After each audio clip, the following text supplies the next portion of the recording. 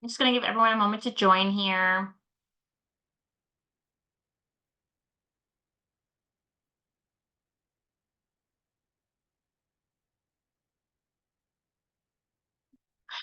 Thank you so much for joining us here today. My name is Julie Chandler. I am the Senior Associate Director of Admissions for our Worcester campus. I oversee the accelerated program that we offer here at MCPHS. I'm joined by my colleague from Boston, as well as three current students. So I'm going to have them introduce themselves, and then we'll get started on our presentation here. So I'll start off with Ryan. Hi, everyone. I'm Ryan. I work with the pharmacy programs on our Boston campus. We'll talk more about it, but we have, both the professional and the direct entry program. I'll pass it off to Krishna's next to me. Thanks, Ryan. Hi, everyone. My name is Krishna. I'm a second year pharmacy student at the Worcester campus, and I'm from Alberta, Canada. Hi, everybody. My name's Bridget. I'm a first year pharmacy student at the Worcester campus, and I'm from just about 30 minutes outside of Worcester, Harvard, Massachusetts. Hey guys, my name is Miriam. I am also a first year pharmacy student at the Worcester campus, and I am from Toronto, Canada.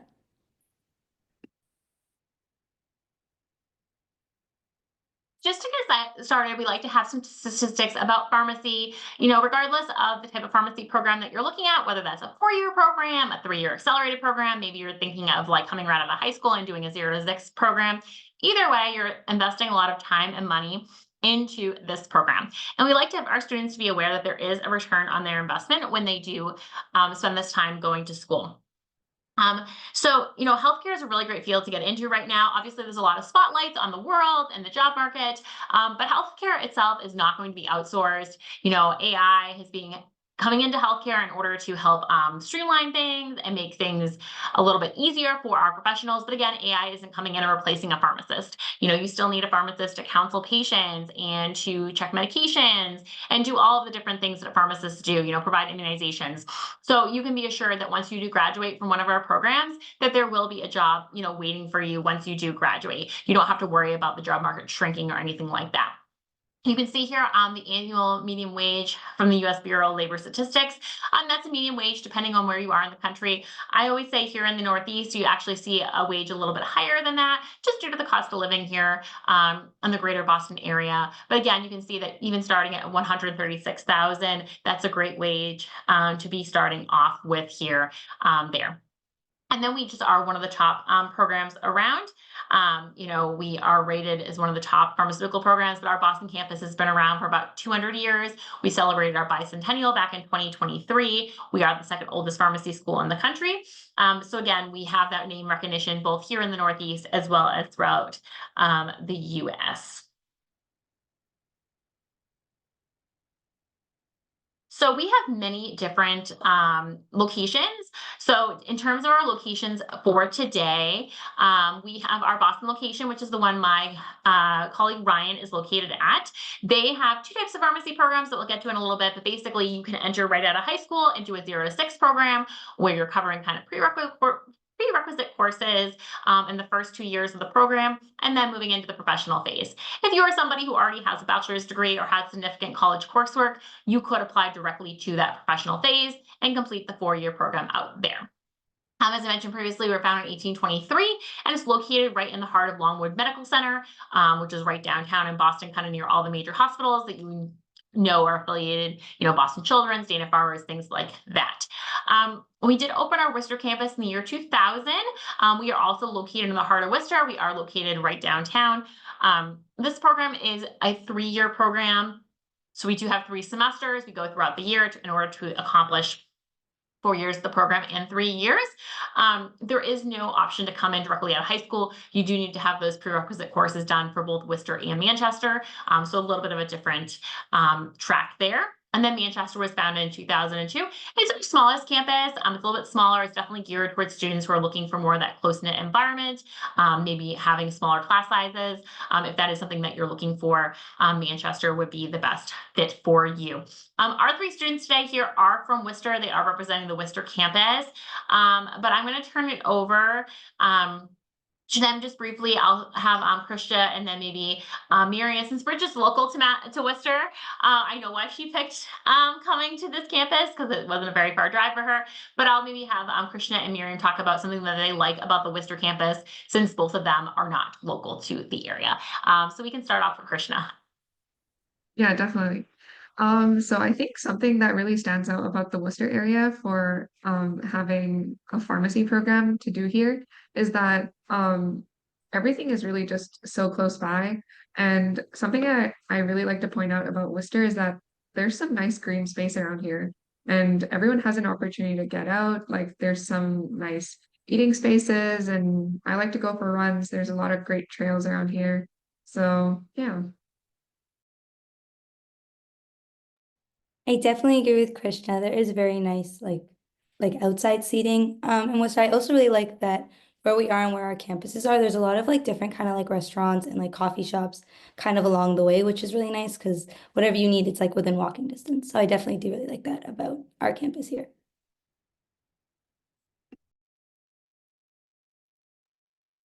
Awesome. And a little bit about our direct entry PharmD program. So on the Boston campus, again, we briefly mentioned there are a few different entry points for our pharmacy students. Students can start as freshmen, as transfer students in the pre-professional phase, meaning you're still doing those prerequisites, or you can join right in the professional phase. Our professional phase is 4 years long, as we take a traditional fall and spring semester schedule, so summer's off.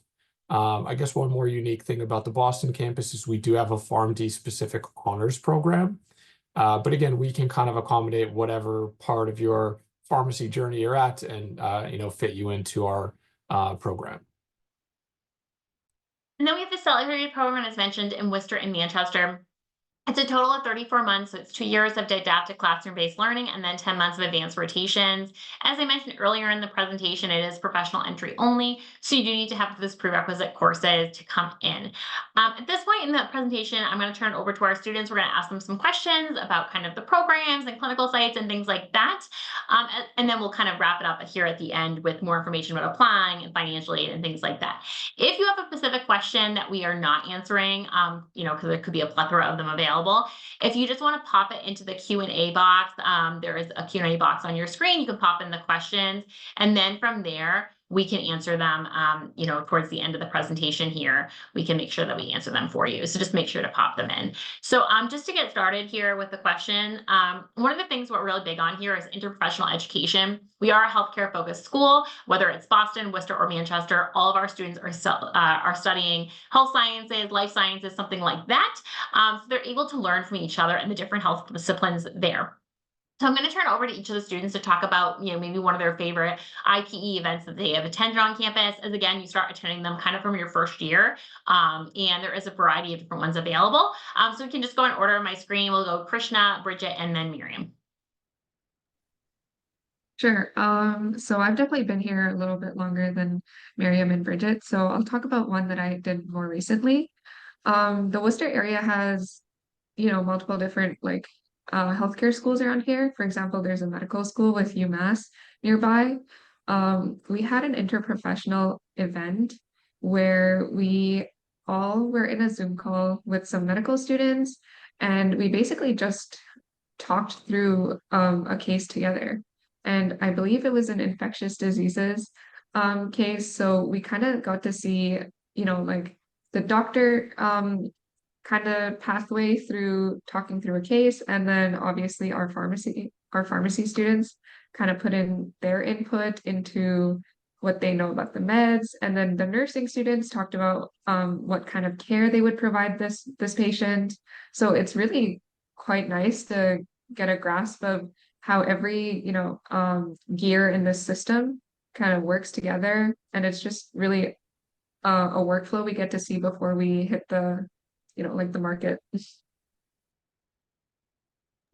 One that I really enjoyed was we also paired with the UMass medical students and the nursing students over there, and we pretended like we were shipwrecked, and we had to communicate together. We all got put in groups and decide things we were going to salvage off of our sinking boat to last us on this deserted island we were stuck on. And so it was a really fun opportunity to kind of take a step outside of healthcare and still communicate and get better at figuring out when you should step back, when you should put your input in.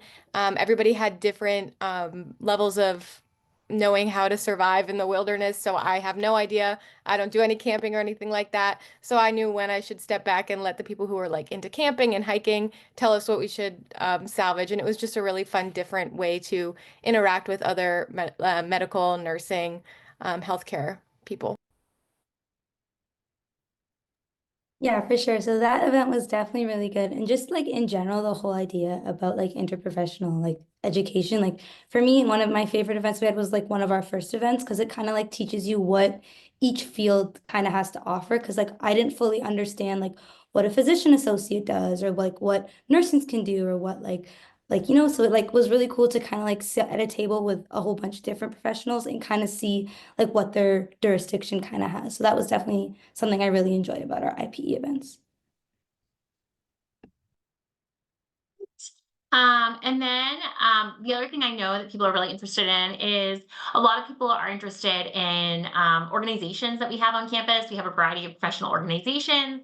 Some are more broad, like General Pharmacists, America or whatever. And then there's more streamlined ones about a certain, clinical pharmacist or pediatrics or something like that, depending on what you're interested in. I'm sure our students have joined one of their organizations or at least been familiar with one while they've been here on campus. So maybe they want to elaborate on, which organization they are involved in. And maybe they're involved all in the same one. I'm not 100% sure, so I'm sure they can let us know. Yeah, I can definitely start us off. The one thing about pharmacy here at MCPHS is that every student really has the opportunity to take a part in anything they're really interested in. We have a lot of different organizations. So APHA is kind of just a generalized pharmacy organization, which is a national organization. I am part of the e-board as the chair of substance use disorders. Substance use disorders has been something that I've been interested in for a while, so I like to bring awareness to that topic.